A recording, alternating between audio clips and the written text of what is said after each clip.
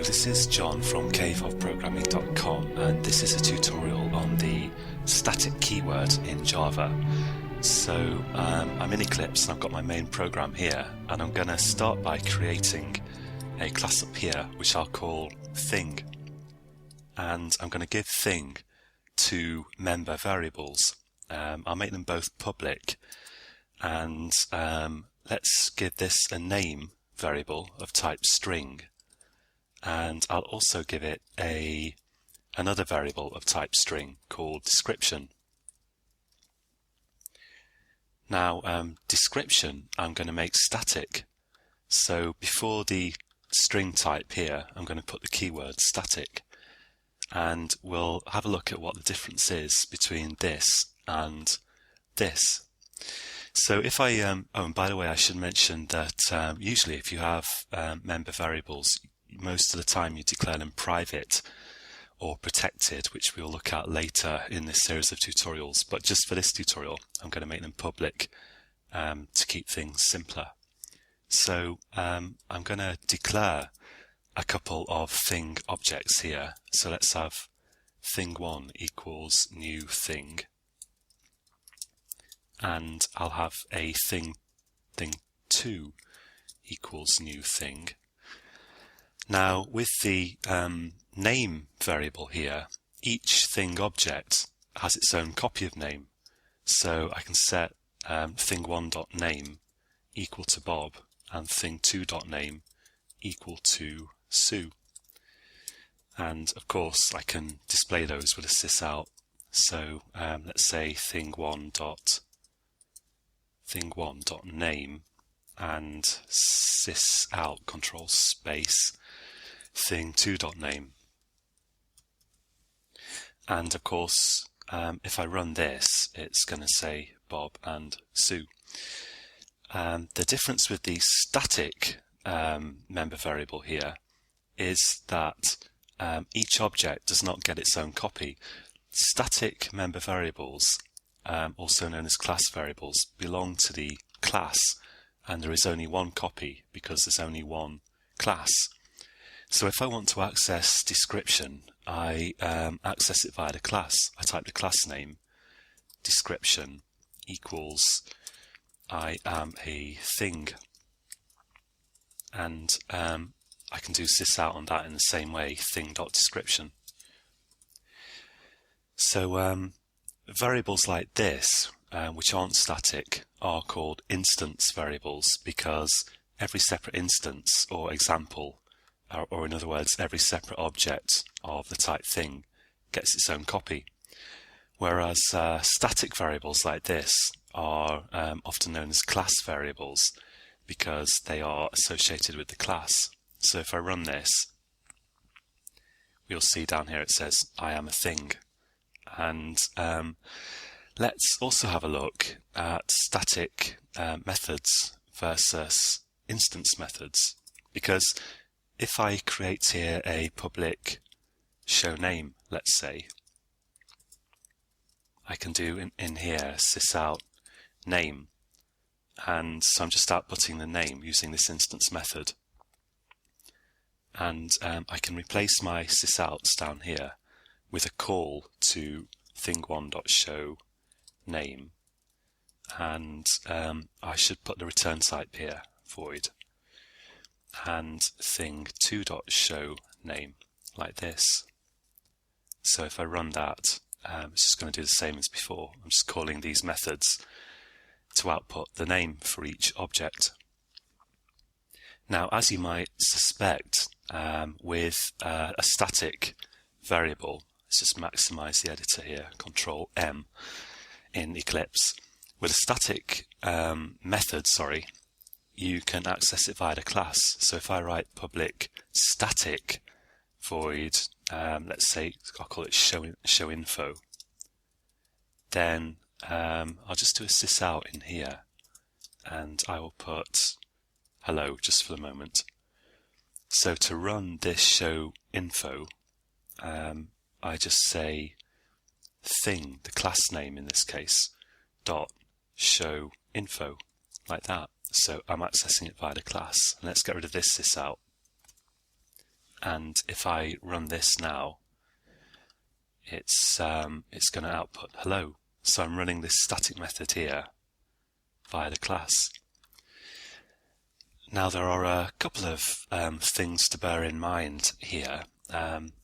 One thing is that static methods can access static data because both belong to the class. So if I say in here, if I output description, output the static variable in my static method, that's going to work. So this is going to say I am a thing, just from calling my static method here.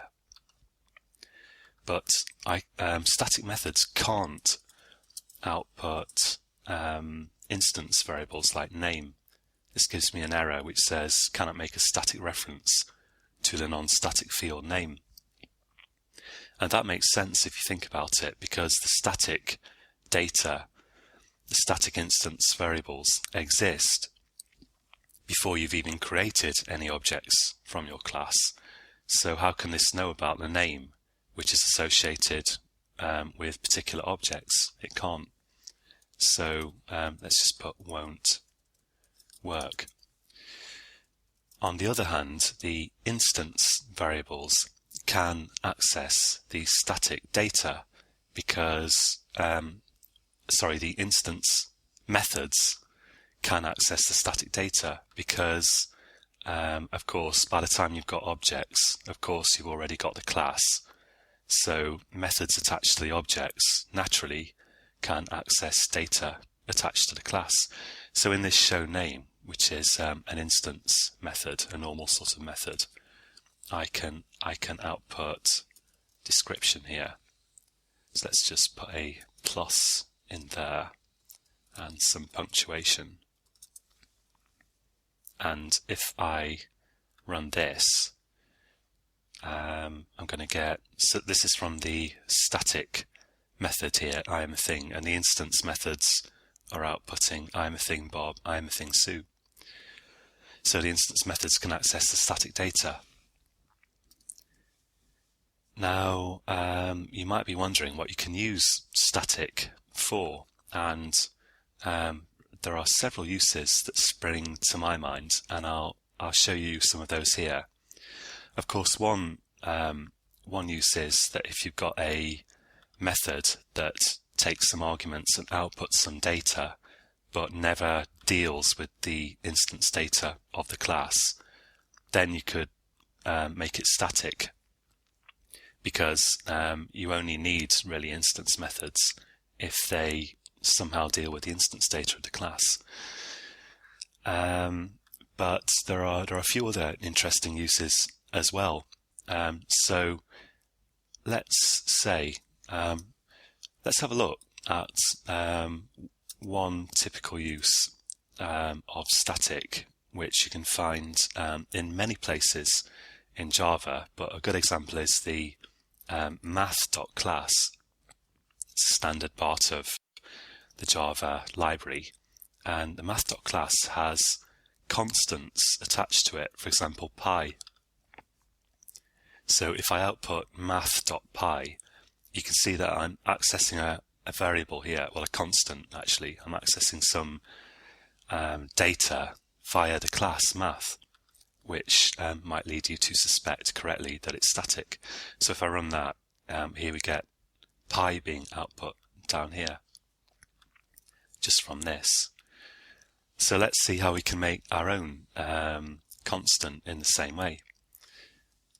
So here, if I want a constant, so the kind of thing that I want to achieve is I want to be able to say something like the name of my class, which is thing dot, let's say, I don't know, thing dot lucky number, or this could be a string, sorry, lucky number, or whatever you like.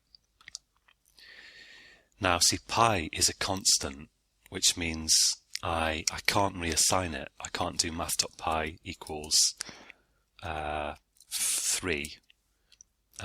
If I save that, let's comment this out as well. So this will give me an error. the final field math.py cannot be assigned. It's constant, meaning it's unchangeable. And constant values, kind of by tradition or convention in Java, are represented by uppercase letters, and that's why I've written this in uppercase. And just to make it more readable, I've put an underscore in the middle there. And to implement that, so it's going to be a public variable, public because it's accessed outside the class, and we're going to look at public, protected and private in future tutorials. And I'm going to make it of type int, although it could be anything you like. Int, and I'm going to call it lucky number, like this. And I'm going to make it, I want to access it via the class thing.luckynumber, so it's going to be static, so public static int. And I'm also going to declare it final, so I'm going to put the final keyword in here. And final is Java's version of constant, and that just ensures that you can't reassign a value to this. And if you have a final field, you've got to assign a value to it when you create it. So here I need to write equals, and then let's just set it equal to 7, because after you've created the variable, you will no longer be able to assign a new value to it because it's final, it's constant. So you can see that this will now work, and if I run that, it's going to say 7 down here. So I've just got this constant value, which, as I say, could be a string or whatever, that's attached to my class. And you see that all over the place in Java, like in the color class in string, or jframe.exit on close, and math constants, and it's absolutely all over the place. Another really good use of static is to count the number of objects that you are creating. So let's have in here just for simplicity, I'll make it public again, but normally this would be private and you'd access it via a getter, but I'll say public int count, and I'm going to make that static, so it's attached to the class, not to the particular objects. And I'm going to initialize it to the value 0. And I'll give thing a constructor. So I'll say public thing, no return type for the constructor. Now this constructor will be run every time you create an instance of thing. In other words, whenever you do new thing, it's going to run whatever code I put in here. So I could take that opportunity to increment count. And because count is static, it belongs to the class, not to the objects. And that means that there is only one count, which is shared between all objects. So anytime an object increments count, there's only going to be one copy of count, and it's incremented for all objects in effect, because, as I say, it's attached to the class. So here I've done, well, let's first of all output it up here. I'll say sysout thing.count, and as I say, normally you'd have a getter called getCount probably, and then let's say here I'll just put some text in and say before creating objects, count is like this, and I'll put a plus in there. And let's just copy that, and I'll move it down here after I've created my objects. So if I run this, it's going to say, scroll up a bit, before creating objects, count is 0, because when I output thing.count up here, it's just at its initial value of 0. But every time I create an object, it runs the constructor and increments count. So after I've created my objects here, each one of those will increment count. And then I'm outputting thing.count again, and it's saying after creating objects, count is 2. So this is handily counting the number of objects that I've got. And that brings me to one final interesting use of count, which is assigning an ID to each of your objects, a unique ID. Because supposing here I create a instance variable, not a class, not a static variable, but an instance variable, and I'll call it public int ID. And just to repeat, these shouldn't really all be public, but they should be private or protected, but this will do for this tutorial. And I won't initialize ID here. Actually, your instance variables in Java are initialized to default values, so this will be 0 anyway to start with, but that doesn't matter. I want ID to be unique for each object. So the first object should have ID, let's say 0, and the second object ID 1, and so on. And all I have to do to get that to work is I can assign the value of ID, and every object has its own ID because it's not static, it's an instance variable. So I can assign that to the static variable count, and the static variable count being shared between all objects is of course incremented every time you create an object, but this will keep a kind of record of whatever count was at the time the constructor ran for each object. Each object has its own ID, but there's only one shared count. So that means that if I say down here, let's say, I could change show name. So in my show name method here, I could say object ID and plus, and let's add on ID, and but I'll have some punctuation in here and a space, and then I'll have the ID, and then some more space or punctuation like this. So show name now, didn't mean to do that. Show name now is outputting the ID for each object as well as its name. And if I run that, so show name is running down here.